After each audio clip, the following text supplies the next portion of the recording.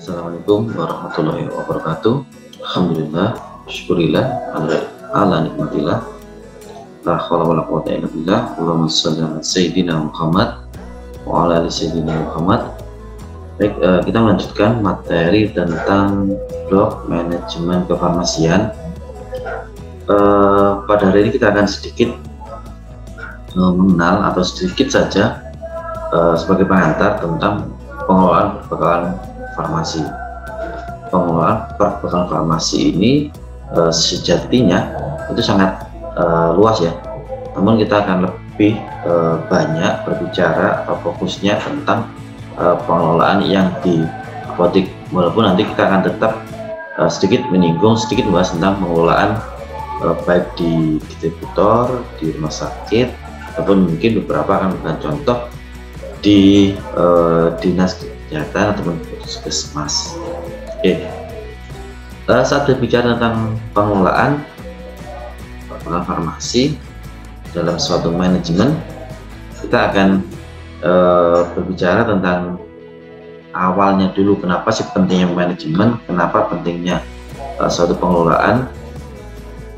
Nah, untuk mengetahui pengelolaan itu, untuk mengetahui siklusnya, kita akan selalu bersinggungan dengan drug management cycle atau DMC atau pengelolaan obat.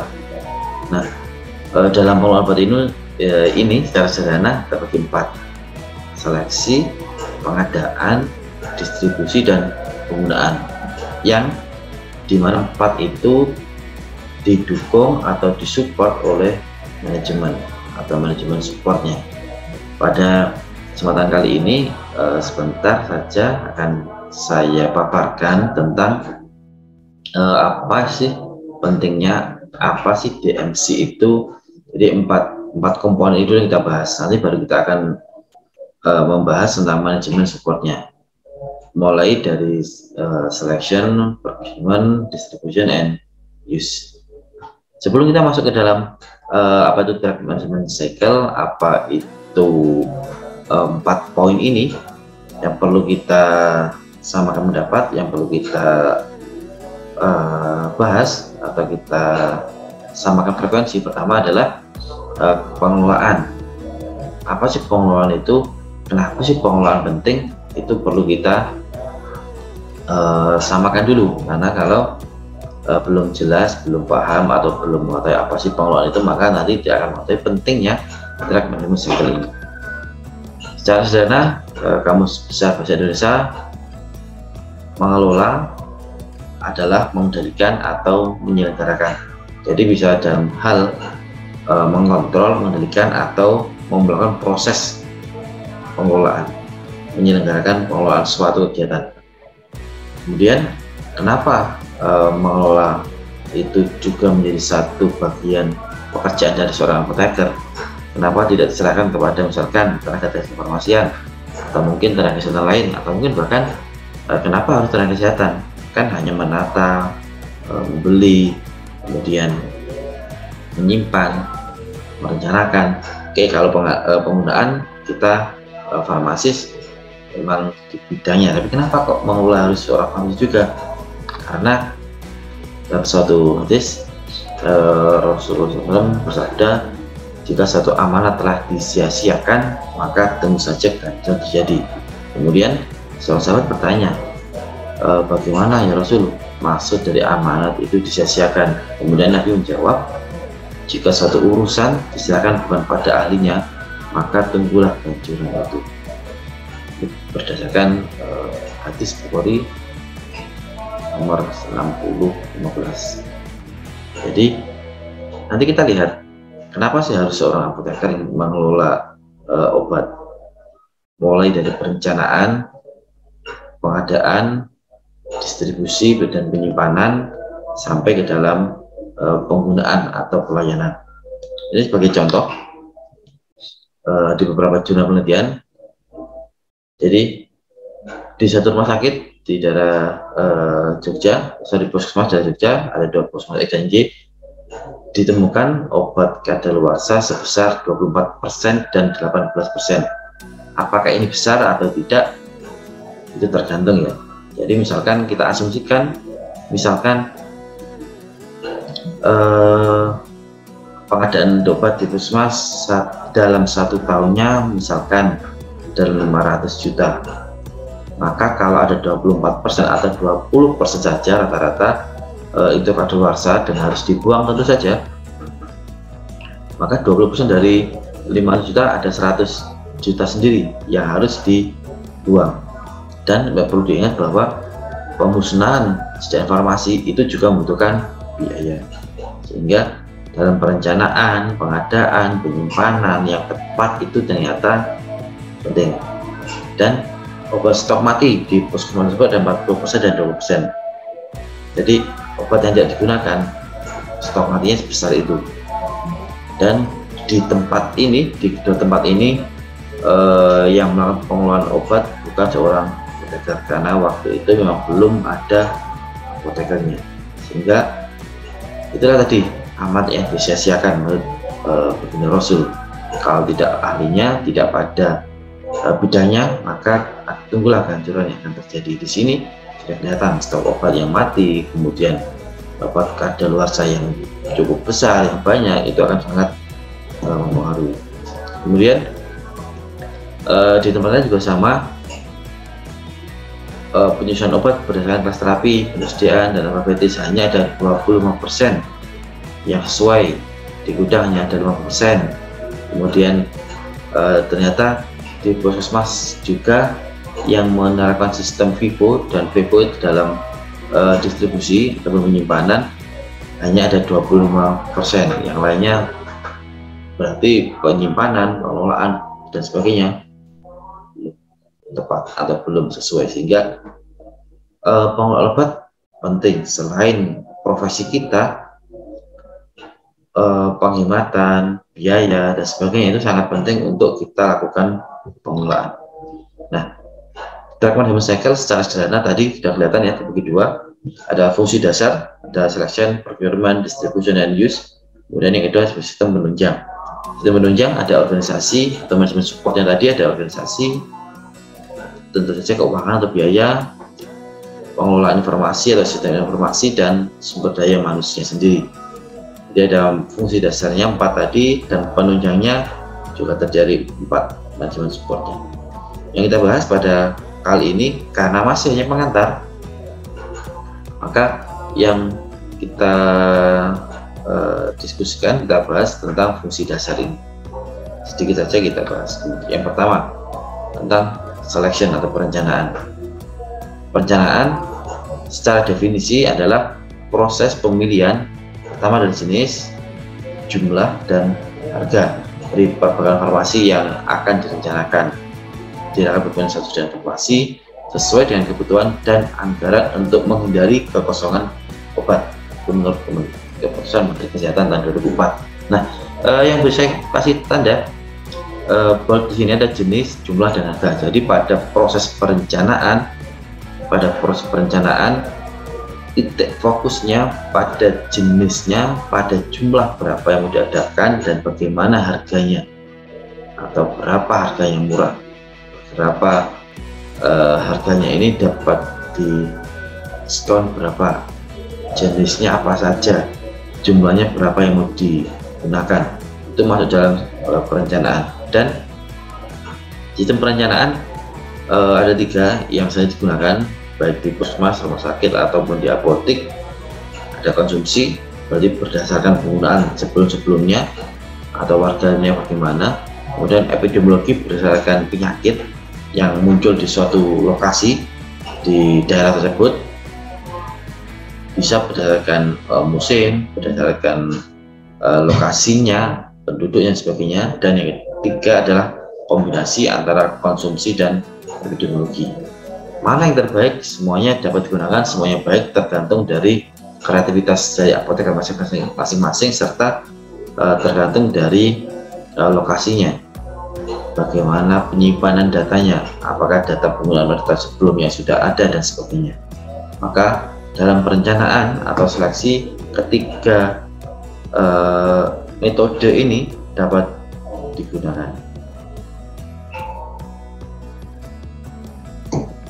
Kemudian dari seleksi maka akan dilanjutkan ke pengadaan. atau procurement. Nah, di dalam pengadaan, dan pengadaan ini sangat sederhana ya. Pengadaan ya ini adalah kegiatan yang merealisasikan apa yang telah direncanakan sebelumnya tadi. Yang pasti pada pengadaan itu harus menghasilkan suatu pengadaan yang efektif. Apa itu efektif?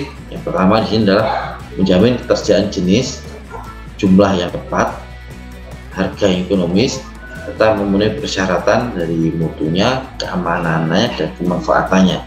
Jadi pengadaan titik beratnya pada menjamin ketersediaan baik dari segi jenis dan jumlahnya. Apa bedanya jenis dan jumlah?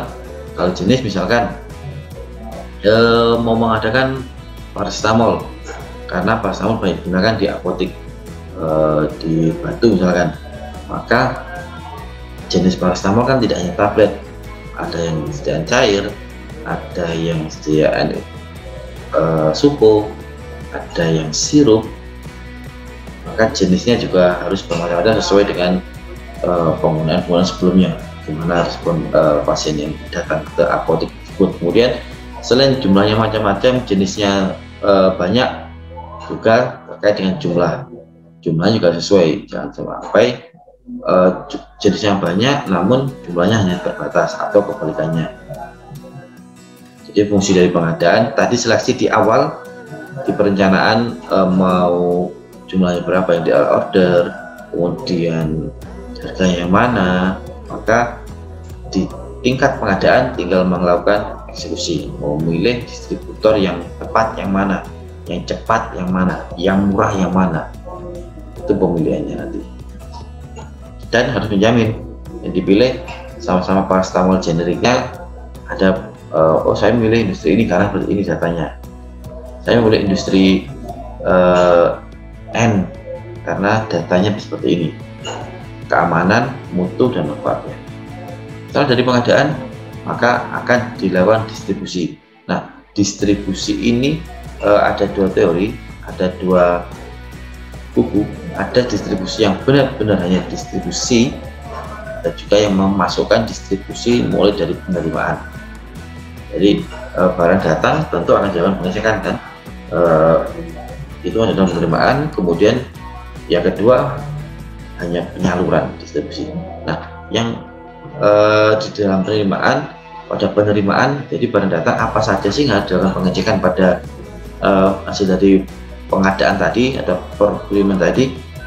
Jadi pertama harus dilihat kesesuaian antara SP surat pemesanan dengan barang yang datang, baik dalam bentuk fisik barang datang serta juga dicek dalam fakturnya apakah sesuai tidak dengan yang dipesan, kemudian apakah jumlahnya sama atau tidak, jenisnya bagaimana, kemudian ini benar nggak ditujukan ke apotek atau rumah sakit kita, kemudian bagaimana harganya sesuai atau tidak, bagaimana expired date-nya, bagaimana nomor batch-nya, dan sebagainya. Jadi ada beberapa poin yang harus dilakukan pengecekan saat barang datang.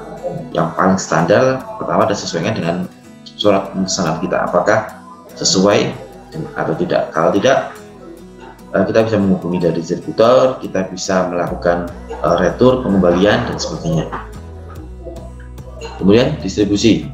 Nah, distribusi ini dari dalam apotek atau pelayanan apotek atau di manajemen di apotek, mulai dari penyimpanan, setelah penerimaan tadi penyimpanan, kemudian mau disalurkan. Jadi penyimpanan masuk ke dalam distribusi. Penyimpanan seperti apa penyimpanan yang dimaksud? Jadi penyimpanan di manajemen apotek, di manajemen farmasian, penyimpanan mulai dari pemisahan berdasarkan bentuk sediaan. Jadi yang tablet simpan di lemari A, kemudian yang sirup atau cair simpan di lemari B, untuk solid di lemari C, sediaan steril di lemari D misalkan. Kemudian sediaan yang membutuhkan suhu khusus ditaruh di lemari pendingin. Itu terkait penyimpanan. Kemudian ada juga penyimpanan yang selain dari bentuk jenis sediaan berdasarkan terapi. Oh, golongan obat-obat analgesik gabung sini nih, obat-obat influenza di lemari ini, kemudian vitamin ditaruh di bawah misalkan.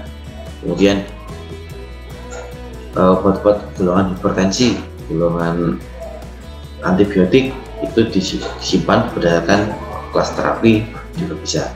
Kemudian selain tadi berdasarkan kelas terapi bersama persediaan, juga disimpan, ada yang menyimpan berdasarkan abjad. Jadi mulai A sampai Z ditata mulai urut abjad sehingga pemilihan lebih mudah. Ada juga yang berdasarkan kombinasi. Yang pertama dari kelas terapi, oh ini obat untuk vitamin, kemudian digolongkan lagi, oh vitamin yang sirup di sebelah sini, vitamin yang tablet di sebelah sini. Setelah itu telah dipisahkan, maka diurutkan berdasarkan abjad. Masing-masing memiliki kelebihan dan kekurangan dari metode tersebut.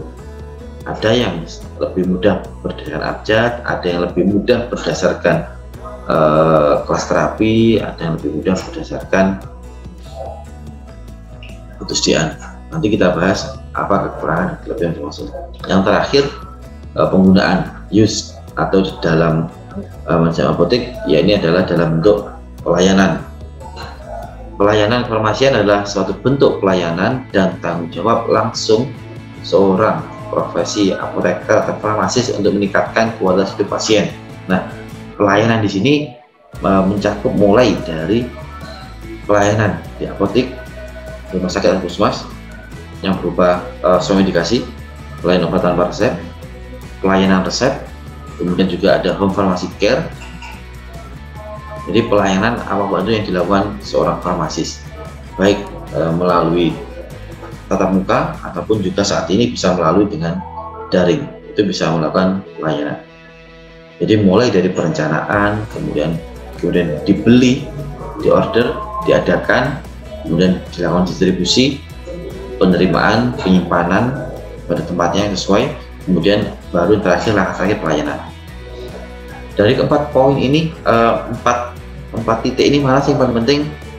Semuanya penting. Pasti tiap bagian misalkan di industri juga, ataupun di rumah sakit atau di apotek, mungkin kalau apotek satu orang farmasis akan melakukan ini semua, mulai dari perencanaan sampai ke pelayanan. Namun kalau di rumah sakit, biasanya ada masing-masing unit. Nah, mana yang terpenting? Apakah yang penting perencanaannya bagus nih, maka lainnya akan berjalan normal? Tidak juga. Kalau perencanaan bagus tetapi pengadaannya tidak dilakukan, tentu tidak akan jalan. Itu menurut tim pengadaan. Jadi pengadaan harus tepat dong, harus dipilih yang murah, harus dipilih yang cepat dan sebagainya. Tapi apakah pengadaan yang paling bagus? Belum tentu. Nanti di bagian distribusi, bagian penerimaan dan penyimpanan, itu juga akan memiliki argumen sendiri. Kalau barangnya bagus, barangnya tepat, tetapi penyimpanannya tidak sesuai, suhunya tidak tepat, kemudian tempatnya amburadul, semrawut, maka sediaannya akan rusak, karena penyimpanan yang tepat itu akan sangat penting. Itu menurut tim distribusi atau penyimpanan. Tapi apakah penyimpanan itu yang paling penting? Tidak juga.